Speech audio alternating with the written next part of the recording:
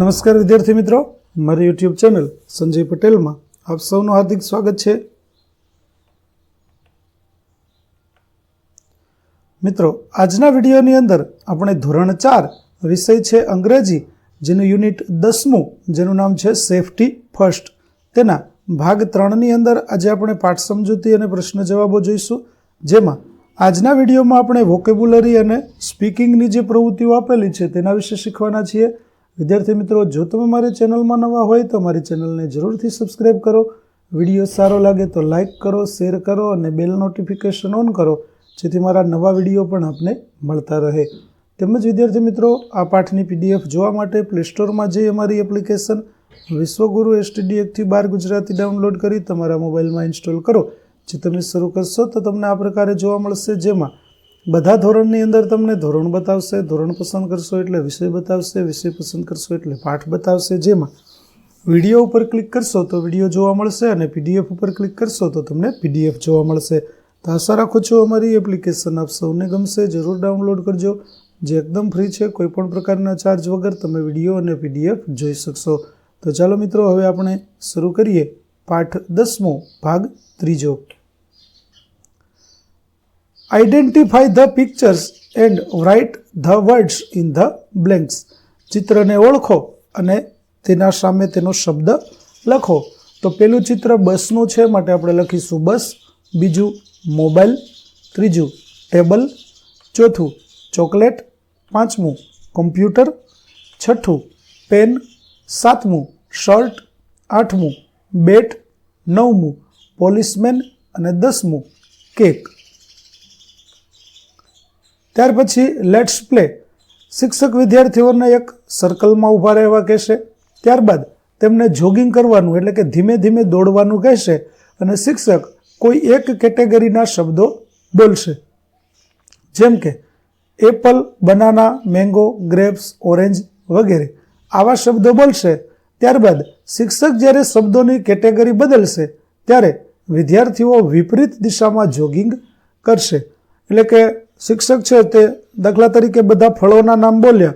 હવે ફળોના નામમાંથી શિક્ષક વાહનોના નામ બોલવાનું શરૂ કરે તો વિદ્યાર્થીઓએ જે દિશામાં દોડતા હોય તેની વિરુદ્ધ દિશામાં દોડવાનું શરૂ કરવાનું છે. જે વિદ્યાર્થી દિશા બદલી નહીં દોડે તે આઉટ ગણાશે. એટલે કે વિદ્યાર્થી છે તે દિશા નહીં બદલે તો તે આઉટ થયેલ ગણાશે.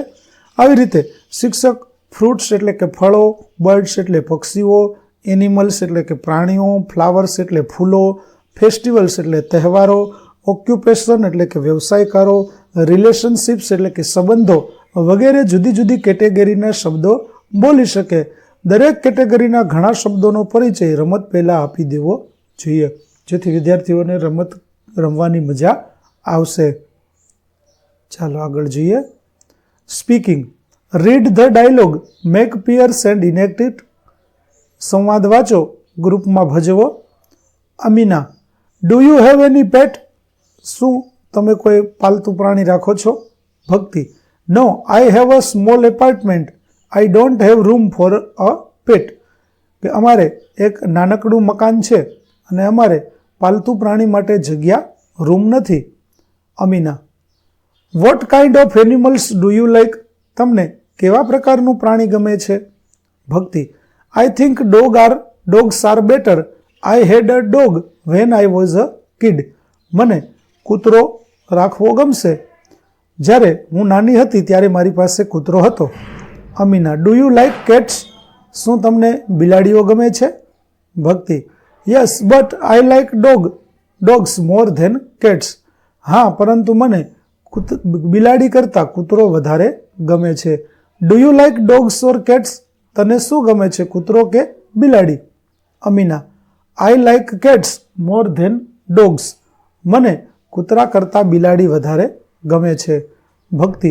Y do you like cats more than dogs? તને કૂતરા કરતાં બિલાડી શા માટે વધારે ગમે છે? Amina. I think cats are quieter than dogs. કારણ કે બિલાડી કૂતરા કરતાં શાંત છે, એટલા માટે ગમે છે. ચાલો હવે write details and speak about it. વિગતો લખો, માહિતી પૂરી કરો અને તેના વિશે બોલો. જેમ કે અ સુપર માર્કેટ, તો તેમાં શું મળે? તો વેજીટેબલ એટલે કે શાકભાજી મળે, ડેરી પ્રોડક્ટ્સ દૂધની આઇટમો મળે, બેકરી પ્રોડક્ટ્સ બેકરીની આઇટમો મળે, ત્યાર પછી ક્લોથ્સ એટલે કપડાં મળે, જ્વેલરી એટલે આભૂષણો મળે અને મોબાઈલ તો ફોન પણ મળે. ચાલો હવે આપણે તેના વિશે લખીએ. તો આઈ વિઝિટેડ અ સુપરમાર્કેટ, મેં સુપરમાર્કેટની મુલાકાત લીધી હતી. I saw many fruits and vegetables at the supermarket, મેં ત્યાં ઘણા ફળો અને શાકભાજી જોયા હતા. There were also selling dairy products and bakery products, તેઓ દૂધની આઇટમો અને બેકરીની આઇટમો પણ વહેંચે છે. The supermarket had a section for clothes and jewellery, સુપરમાર્કેટમાં કપડાં અને આભૂષણોનો પણ વિભાગ હતો. They were also selling things like TV, mobile phones, laptops, kitchen essentials એક્ટ, તેઓ બીજી પણ ઘણી વસ્તુઓ વહેંચે છે જેવી કે ટીવી, મોબાઈલ ફોન, લેપટોપ, રસોડાની વસ્તુઓ વગેરે. I think supermarket cell everything that you need, હું વિચારું છું કે સુપરમાર્કેટ તે દરેક વસ્તુ વેચે છે જેની આપણે જરૂર છે. ચાલો, do it your self visit to a market and write 5 to 7 sentences about it, બજારની મુલાકાત લો અને તેના વિશે 5 થી 7 વાક્યો લખો. તો ચાલો વિદ્યાર્થી મિત્રો આપણે લખીએ કે last Sunday I visited the supermarket in our town, ગયા રવિવારે મેં આપણા શહેરના સુપરમાર્કેટની મુલાકાત લીધી હતી. It was a very big place, તે ઘણું મોટું સ્થળ છે. There were many people in the supermarket, ત્યાં સુપરમાર્કેટમાં ઘણા બધા લોકો હતા. Small children were running around and playing, નાના બાળકો આજુબાજુમાં રમતા હતા અને દોડતા હતા. There were many section selling different things, ત્યાં જુદી જુદી વસ્તુઓ વેચતા ઘણા બધા વિભાગો હતા. We first went to the buy fruits and vegetables, સૌ પ્રથમ અમે ફળ અને શાકભાજી ખરીદવા માટે ગયા. There was a selling dairy products like milk, while another was selling bakery products like bread, cakes, biscuits, ત્યાં દૈનિક જરૂરિયાતની વસ્તુઓ જેવી કે દૂધ તેમજ બીજી તરફ બેકરીની આઇટમો જેવી કે બ્રેડ, કેક, બિસ્કિટ વગેરે વેચાતું હતું.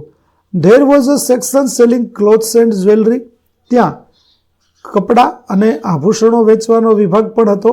થિંગ્સ લાઇક કિચન ઇસેન્ટિયલ્સ, તેમજ રસોડાના ઉપયોગી વસ્તુઓ પણ વેચાતી હતી. TV, mobile phones, toys were sold at the supermarket, તેમજ ટીવી, મોબાઈલ ફોન, ટોય એટલે કે રમકડા વગેરે વસ્તુ વેચાતી હતી. આઈ એન્જોયડ અલોટ, મને ખૂબ જ મજા પડી. તો વિદ્યાર્થી મિત્રો, અહીં આપણું ધોરણ 4નો પાઠ 10નો ભાગ 3 છે તે પૂરો થાય છે.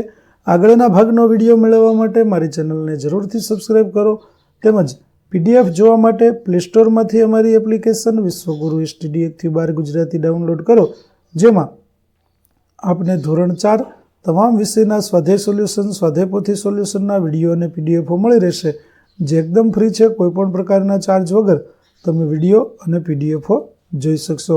તો આશા રાખું છું અમારી એપ્લિકેશન આપ સૌને ગમશે. જરૂર ડાઉનલોડ કરજો.